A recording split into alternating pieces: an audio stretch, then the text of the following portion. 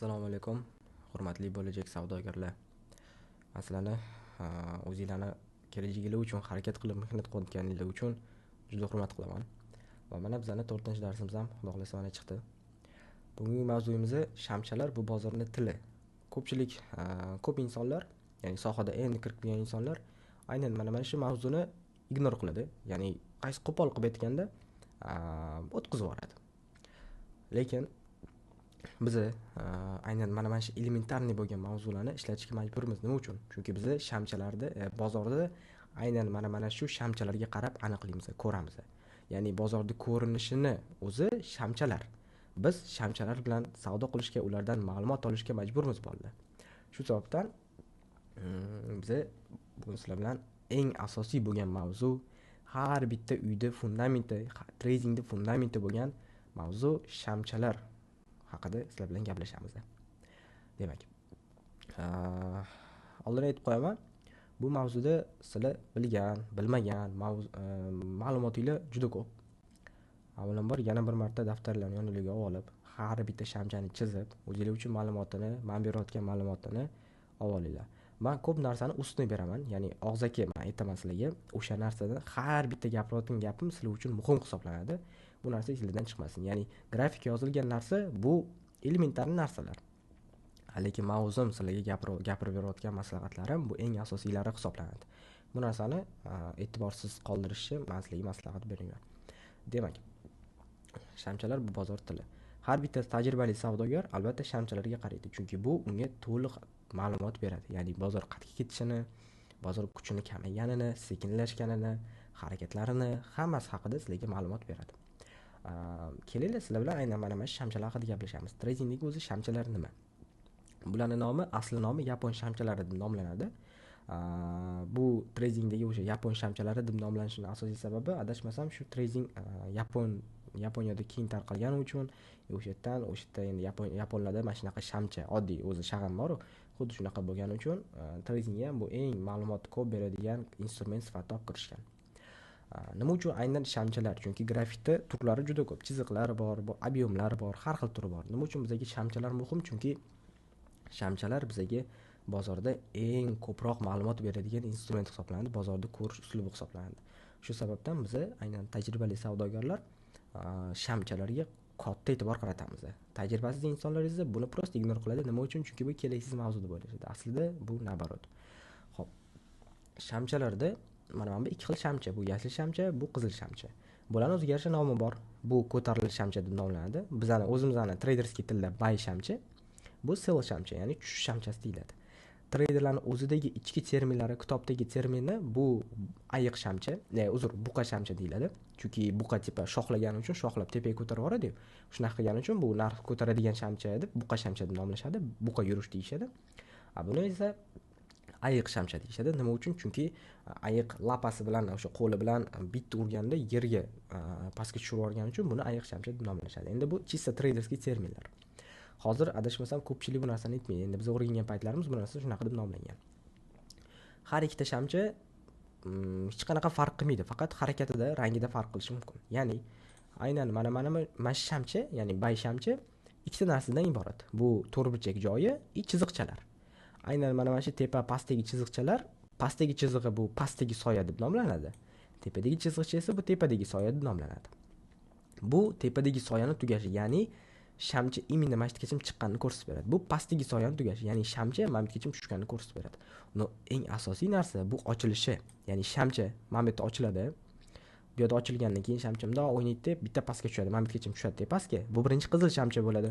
Tepa mana bunaqa formatsiya bo'ladi. Bundoq o'ynab, bundoq ochilib, bundoq tushadi, birinchi qizil bo'ladi. Mana keyin yana masjiddan bundoq razvorot oladi, bundoq mamlakatdan ochiladigan joydan bundoq o'tgandan keyin yana yashilga o'zgarib oladi rangi. Shu bilan tepaga chiqib, mamlakatga chiqadi, ozgina pastlab mamlakat yopiladi. Bu shamchaning yopilishini sizlarga vizual ko'rinishi. Xo'p. Yashil shamchamiz, ya'ni ko'tarilishi buy shamcha pastda ochiladi, tepada yopiladi. Ya'ni tepadagi mana bu to'rtburchak joyi tanasi deyiladi. Tepadagi tanasini oxiri bu yopilishi, ya'ni mana shu shamcha yopilgan. Pastdagi shamchani mana pastdagi grensiyasi esa bu ochilishi, ya'ni shamcha shu yerda ochilgan, mamlakatgacha tushgan, bu yergacha ko'tarilgan, yozgani uchun mamlakat yopilgan. Bu buy shamchaning ko'rinishi. Bu esa sel shamchi. Endi sel shamchi mana qaranglar, bitta logikani ishlatsanglar tezroq o'rganasizlar. Nima? Ko'tarilish qayerdan bo'ladi? Pastdan tepaga. Demak, shamchalar ham ko'tarilish shamchasi pastdan tepaga ochiladi.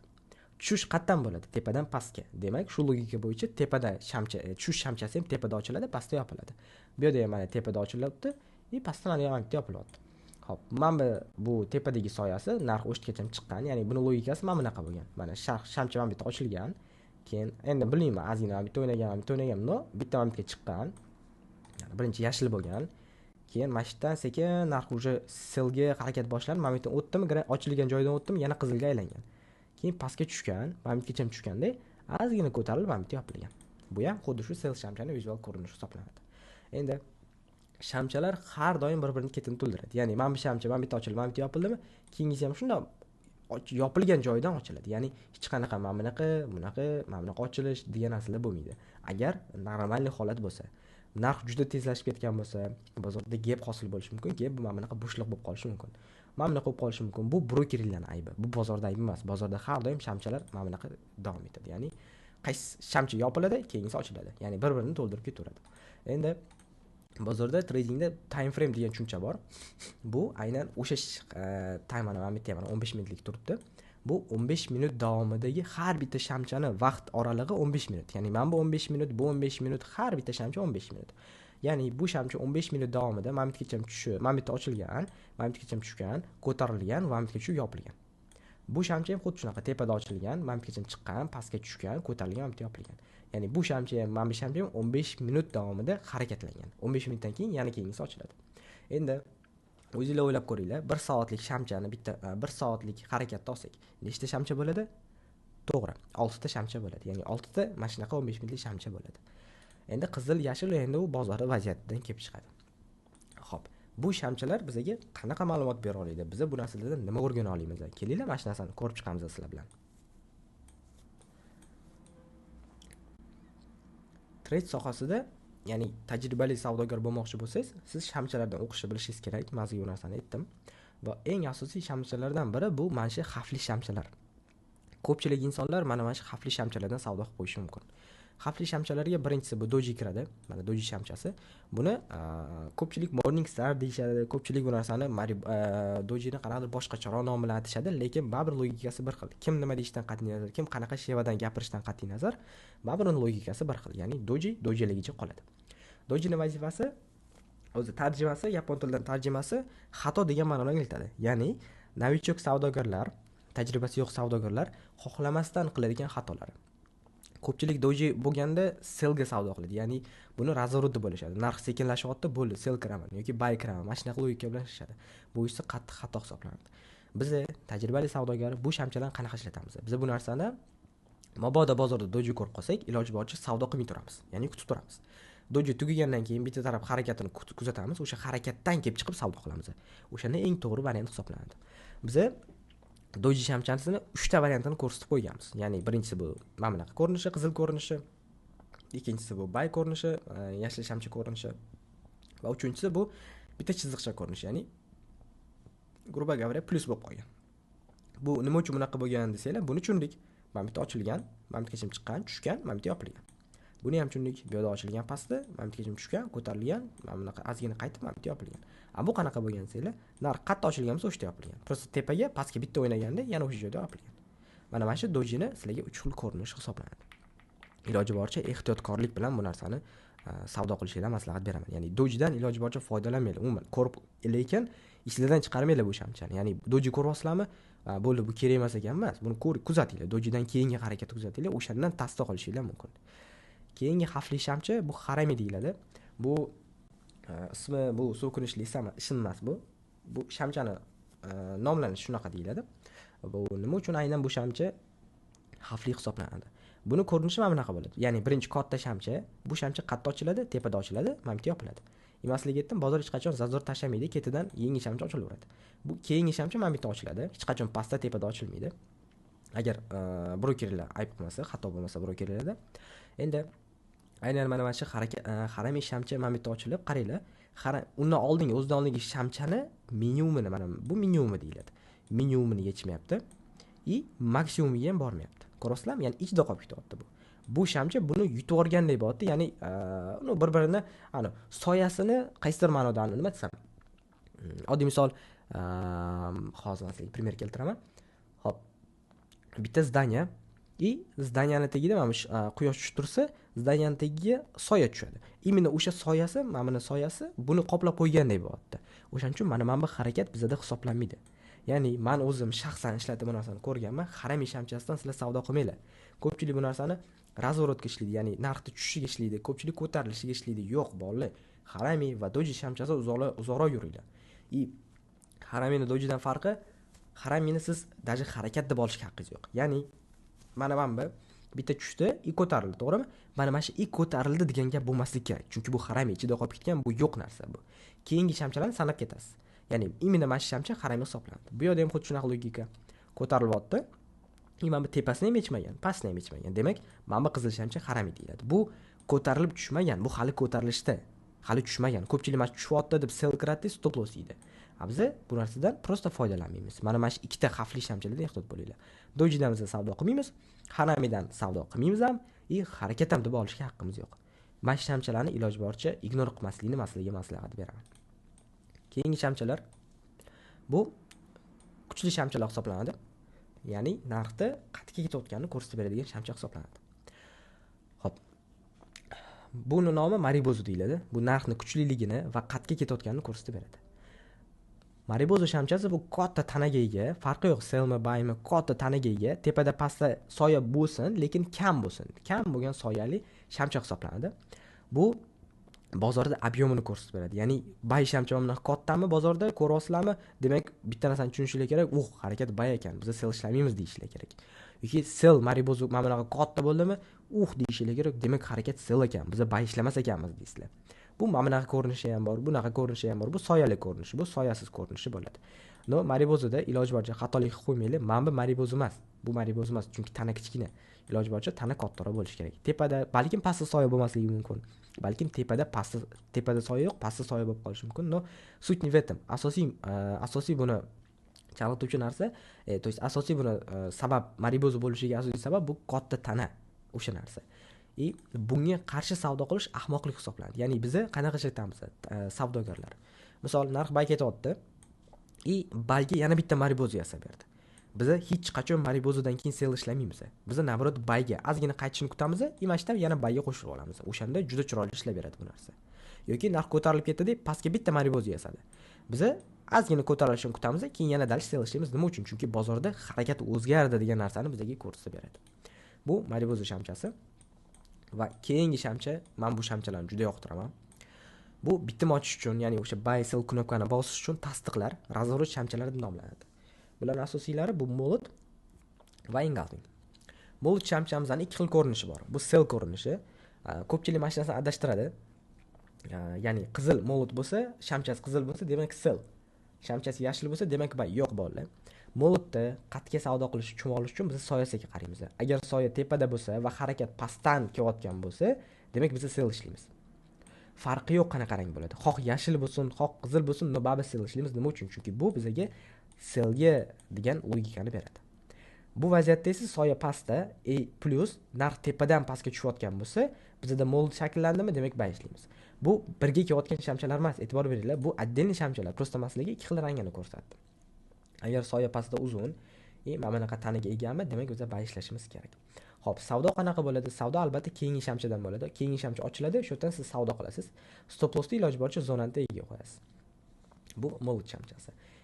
Mold shamchasi sizlarga juda ko'pchilik yashirayotgan siri bor. Ya'ni trade sohasida yashirilgan siri bor moldda. Qanaqa bo'ladi? Mold shamchasini men shaxsan o'zim ancha yillardan beri ishlatib kelaman va bu mold shamchasi unaqa точный emas, ya'ni aniq shamcha emas. Buni yuqoriligi примерно bir 60-70% bo'ladi. 60-70% bo'ladi. Tradingda 100% narsa yo'q, o'zingizlar juda yaxshi bilasizlar. 70% narsani o'zi ham juda zo'r natija beradi sizlarga, agar u narsani to'g'ri ishlata olsanglar. Xo'p. Mold shamchasini ko'pchilik sizlarga aytmaydigan siri bu uni ishlatishda. Ya'ni ko'pchilik moldni mana bunaqa bo'lsa ham mold deb olaveradi. Yoki, to есть mana bunaqa bo'lsa ham mold deb olaveradi. Moldni shakllanish uchun va o'sha narsa zo'r ishlab berish uchun e'tibor berib hech qachon sizlardan chiqarmanglar bu narsani. shamchani soyasi, mana tepadagi yoki pastdagi soyasi, agar biz sell mode qidirayotgan bo'lsak, tepadagi soyasi tanasiga qaraganda 3-4 barobar kattaroq bo'lishi kerak. Ya'ni qanchalik soya uzun bo'lsa, shuncha zo'r ishlab beradi. Qancha soya kalta bo'lsa, shuncha kamroq ishlab beradi. Bayda esa naborot, ya'ni pastdagi soyasi tanaga qaraganda 3-4 barobar kattaroq bo'lishi kerak. O'shanda bu narsadan effekt juda zo'r bo'ladi albatta. Bu moldagi sizlarga ko'rinishimiz. Xo'p. Hozir men sizlarga ikki xil variantini ko'rsatib beraman. Qaranglar. Mana bu mold, bu xunuk mold, xato mold. Nima uchun? Chunki tana shamchadan 1 barobar raznica qoldi. Endi mana bu mold esa bu chiroyli mold. Nimaga? Chunki agar bu narsani biz просто сравнивать qilib ko'rsak, mana bitta, ikkita, bu mana 3 ta. Ikkita o'zi normalniy, ikkita bo'lsa ham normalniy. 3 ta o'sha juda zo'r degani. Tushunarli? Bu bizga mold shamchasini farqlashda bir zo'r life hack. Bu narsadan lekin sizlarga hech kim aytmaydi. Xo'p, va men eng yoqtirib ishlatayotgan va bozorda 70, 80%, даже kerak bo'lsa 90% zo'r ishlash funksiyasiga ega bo'lgan engulfing shamcha. Bu narsani ingliz tilidan tarjimasi yutib olish degan ma'noga keladi. Ya'ni esingizda bo'lsa, harami ham xuddi shunaqa shamcha edi. Mana bunaqa xuddi shunaqa shamcha edi, faqat haramida birinchi katta, keyin kichkina edi. Bu haqiqiy yutib olish, ya'ni birinchi kichkina, keyin katta bo'ladi. E'tibor beringlar. Agar pastdan narxlar ko'tarilib kelsa va oxirgi shamchani tepasini ham, pastini ham shamcha yechib yopilsa, o'sha keyingi shamcha ochiladi-yu. Keyingi shamchada biz sellga ishlaymiz. Mana bu keyingi shamcha ochilishdan sell savdo qilamiz. Bu pozitsiya qatga savdo qilayotganimizni ko'rsatadi. Qizili bu stop loss, yashili bu take profit. Stop lossni haramini tepasiga, engulfing tepasiga qo'yamiz va take profitni o'sha belgilagan o'zimizning maqsadlar bo'yicha qo'yamiz. Mana shunaqa savdo qilinadi. Stop loss shamchani tepasiga qo'yiladi. Buy varianti mana bunaqa bo'ladi. Pastdan narx tepadan pastga harakatlanib kelyapti. Oxirgi qizil shamchani pastini yechib qo'ydi. Tepasini ham yechib qo'ydi, shamcha yopildi. Keyingi shamcha ochilyapti mana bitta.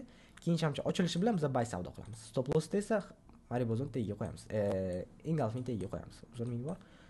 Mana bunaqa savdo bo'ladi. Bu juda chiroyli savdo. Moldda men maslahat berayman sizlarga stop lossni soyani tepasiga qo'yishga. Chunki bu ko'pincha aldab qo'yishi mumkin bo'ladi. Ya'ni mold shamcha bo'ldimi? Bozor ko'tarilib yoki oqib ketmaydi.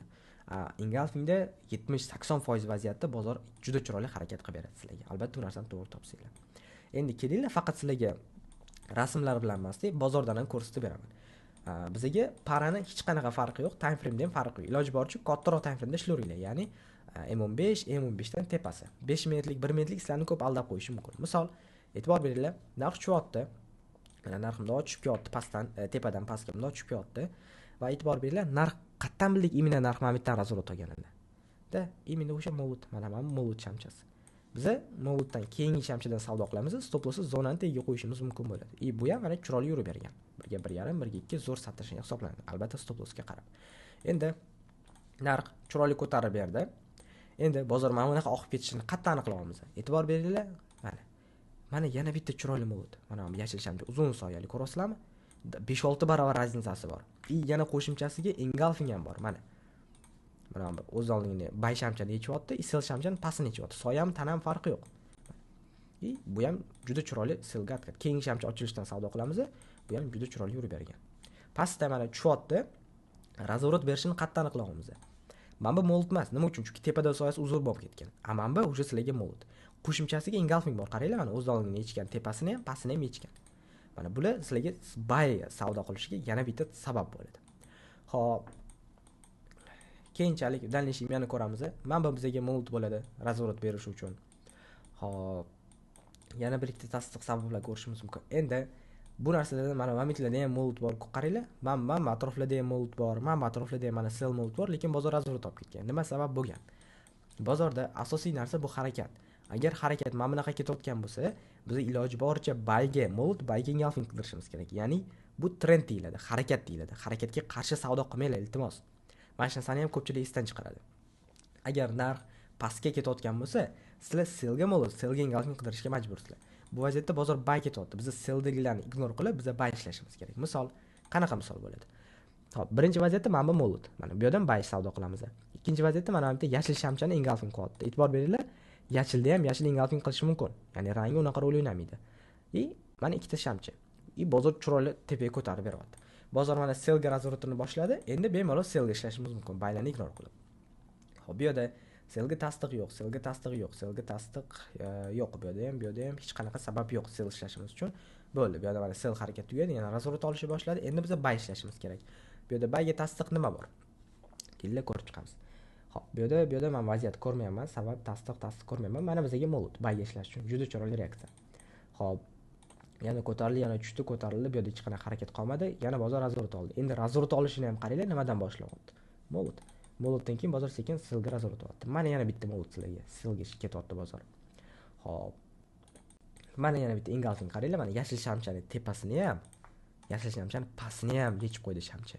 Keyingi shamchadan selga savdo qilamiz. Stop loss engulfing tepasida bo'ladi. Take profit esa endi o'zingizlar nafsingizga qarab yopasizlar. Mani maslahatim 1 ga 1.5, 1 ga 2 bu mavzu bo'yicha yopsanglar juda chiroyli hisoblanadi. Bozor yana buyga razvorot oldi. Razvorot olishini qatdan bilyapmiz? Mana sizlarga mo'lut. Ya'ni bozorni sizlarga просто tak o'qib beryapti. Mana mo'lutda yana savdo qilamiz. Bu yerda endi doji bo'lib qolgan uchun maslahatim keyingi shamchada ishlaganinglar yaxshiroq. Yana ketdi, ko'tarilib, tushdi, ko'tarildi. Mana yana bitta mo'lut sizlarga buy ishlash uchun. Mana yana bitta mo'lut sizlarga buy ishlash uchun. Mana chiroyli tasdiqladi. Bozor dash otvordi. Mana bitta buy kirsanglar, mana shu o'zida sizlarga chiroyli savdo olib chiqib ketsanglar bo'ladi. Yaxshi pul topsanglar bo'ladi mana shu o'zida. Bitta shunaqa harakat. Bu narsa qaranglar necha minut vaqt davomida ichida bo'lgan. 16 soat ichida bo'lgan. Ya'ni bir kunda, почти bir kunda sizlar chiroyli natijani olib chiqib ketyapsiz o'zingizlarga. Misol uchun agar mana shu vaziyatda biz agar bir lotda savdo qilsak, mana e'tibor beringlar, mana Mametdan boshlasak ham, Mametdan 345 turibdi. Bir lotda savdo qilsak, bu yerda biz $345 daromad qilamiz. Bu juda chiroyli savdo hisoblanadi. Yana narx tushyapti pastga. E'tibor beringlar, yana buy ketish uchun yana bizda bitta mo'lut bor. Mana engulfing bor bizda. Mana yana bitta mo'lut bor. Bu ham juda chiroyli reaksiya olib bergan, tepaga qarab, yana tepaga qarab bam. Xo'p, tepaga chiqdi, razvorot olishni boshladi. Razvorot olishini qatdan bildik? Mana bizning asosiy sabab, mana mo'lut selga. Selga mo'lut razvorot oldi yana. Tepaga ko'tarildi, tushdi, ko'tarildi. Yana dalshi buy ketishini qatdan bildik? Mana qora shamchani pastini ham yechgan bozor. Tepasini ham yechgan, ko'ryapsizlarmi? Keyingi shamchadan yana buy ishlaymiz biz. Engulfing bo'yicha stopda engulfing tagiga qo'yamiz. Mana bu bitta o'sha bu ideyani o'zi bizga 8 barobar yurib beryapti. Ya'ni siz agar bu vaziyatda $50 risk qilsangiz, siz mana ishda 8 barobar qancha bo'ladi? Albatta $400. $400 foyda qilasiz. Bu juda chiroyli natija hisoblanadi, imенно savdo uchun. Endi mana bu bitta mo'lut bor. Ko'rasizlarmi buyga? Bu neaktualni nima uchun? Chunki trend buyda, lekin o'zini pikini buzgan, ya'ni narx eng tepada, narx ozgina tushishi kerak. Biz naborot selga harakat qilishimiz kerak. Selga sabab nima bo'lyapti bu yerda? Sel ketish uchun albatta engulfing, ya'ni mana bu doji shamchasining tepasini ham, doji shamchani pastini ham yechyapti. Biz mana shu keyingi shamchada sel kiramiz. Mana keyingi shamcha yashil. Stop loss esa engulfing tepasida bo'ladi. Take profit nafsimizga qarab, mana maslahatim birinchi minimumga qo'yganinglar yaxshi. Bu vaziyatda biz 4 barobar olib chiqib ketamiz bozordan. Yana ko'tarildi, yana pastga ketish uchun mana bizga yana bitta tasdiq mo'lut. Shu yerdan yana bitta sel savdo qilsak bo'ladi bizga. Mana zonani tepasiga qo'yibdi endi. Bu vaziyatda ham 1 ga 3 barobar olib chiqib ketamiz. Xo'p, bozorda razvorot tugaganini qatdan bilamiz? Yana xuddi shunaqa mana engulfing. Mana engulfing yechyapti o'zidan oldingizini. Mana razvorot tepaga qarab. Dojini men yomon ko'rishim asosiy sababi e'tibor beringlar, mana shu hech qat qimillatmayman, mana shu o'zida. Mana bitta doji. Bozor selga ketayotgandek bo'ldi-da, bitta tepani yechib, hammani stop lossini slip qilib zarar qilib oqib ketyapti. Mana doji. Bozor pastga ketayotgandek bo'lib, bitta pastga tushdi, yana tepaga chiqib, hammani stopini yechib, yana razvorot olib ketyapti. Mana doji. Ozgina o'ynab bitta pastga tushib, hammani zarar qilib, keyin tepaga ko'tarilyapti. Xo'p, mana bitta mana doji. Tepaga razvorot olayotganda, yana yashil shamcha bo'lib ko'pchilik buy kirishiga sabab bo'lyapti-da, bitta oqib, keyin razvorot olib ketyapti. Biz bu doji shamchasidan emas, biz engulfingdan kirsak, ko'proq effekt olamiz savdoyimizda albatta. Tushunarli? O'shaning uchun biz bu shamchalarni hech qachon ignor qilmasligimiz kerak. Mana e'tibor beringlar, mana Maribozu shamchalar, mana Maribozu, mana selga Maribozu bular bizga harakatni ko'rsatib beradi. Ya'ni narx ko'tarilyapti, mana buyga katta shamcha. Demak, hali selga xato. Hali faqat buy ishlashimiz kerak. Bizga buy mo'lutlar kerak, bizga buy engulfing kerak. Xo'p. Qachonki narx mana bunaqa qilib selga Maribozu bo'lsa, o'sha selga ishlasak bo'ladi. Qachon? Ozgina yechishni kutib. Mana yechyapti, keyingi shamchalardan savdo qilamiz. Tasdiq bersa. Mana yechyapti, bu yerda tasdiq yo'q. Yana buyga Maribozu davom etdi. Bu yerda mana yechib bo'lgandan keyin mana bitta mo'lut bor. Crosslar. Biz aynan keyingi shamchadan savdo qilsak bo'ladi. Stop loss mana bu hay tepasiga qo'ysak bo'ladi. Bu chiroyli savdo hisoblanadi. Keyinchalik bozor yana tepaga o'zgardi harakati. Maribozu buyga mana endi yana buy ishlaymiz. Selga Maribozular va bu narsa Maribozu sizlarga bozorda harakatini, qatga savdo qilmaslikni, qatga savdo qilishlikni o'rgatib beradi. Xo'p, haramiga keladigan bo'lsak, Haramiy shamcha e'tibor beringlar, mana katta shamcha. Tepasini belgilayapman, pasini belgilayapman. Qaysi shamcha tepani yoki pasini buzgan? Bu shamchalar hech qaysi buzmagan, faqat mana bu buzgan. Demak, ichidagi mana bu 3 ta shamcha haramiy hisoblanadi. Tushunarli? Mana shu shamchalardan ehtiyot bo'linglar. Bu shamchalarni qanaqadir harakatda bo'lib qo'ymanglar. Bu narsa sizlarga savdolarga zararga berib qo'yishi mumkin. Mana, явный пример sizlarga. Mana haramiy, mana bu molut shamcha ichida qolib ketgan. Ko'pchilik mana shu molutdan savdo qiladi selga, istopiydi. Nima uchun? Chunki haramiy ichida topib qo'ygan bo'ladi-da. Haramiy ichidagi harakatlarimiz hisobga olmaymiz-ku. Shu sababdan bu harakatdan juda ehtiyot bo'linglar. Keyinchalik mana bozor qachon sel ketyapti? Qachonki mana engulfingga soati tepa pasini yechib, keyin mana o'sha selga razvorat boshlanmoqda. Ungacha ham hali razvorat yo'q bu yerda. O'shaning uchun bu masalaga ham qattiqroq qarashinglarni maslahat beraman. Xo'p. Adashmasam bu mavzu sizlarga juda tushunarli bo'ldi degan umiddaman. Bu juda qisqa mavzu, lekin kerakli ma'lumotni sizlarga ayta olaman, keyingi savdolarda juda yordam beradi. Men shaxsan o'zim 5 yildan beri mana shu narsalarni ishlatib kelaman va haligacha mana shular bizga foyda beradi-da. Otabek ham o'zlari bu narsani 7 yildan beri ishlatib keladilar. Bu narsa haligacha ularga foyda beradi. Ya'ni har bitta tajribali savdogar shamchalardan o'qishni bilishi kerak. U SMC'ni ishlatadimi, u boshqa yo'nalishlarni ishlatadimi, u vobshe qanaqadir mavzularni ishlatadimi, farqi yo'q.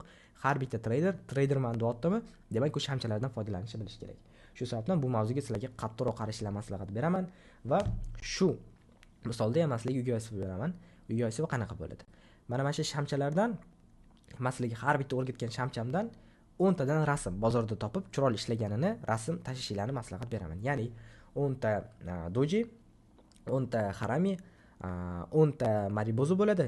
Qolganiga, ya'ni mold bilan engulfingga общий hisobda 25 tadan bo'ladi. Ya'ni 25 ta mold, 25 ta mold bayga, 25 ta mold selga.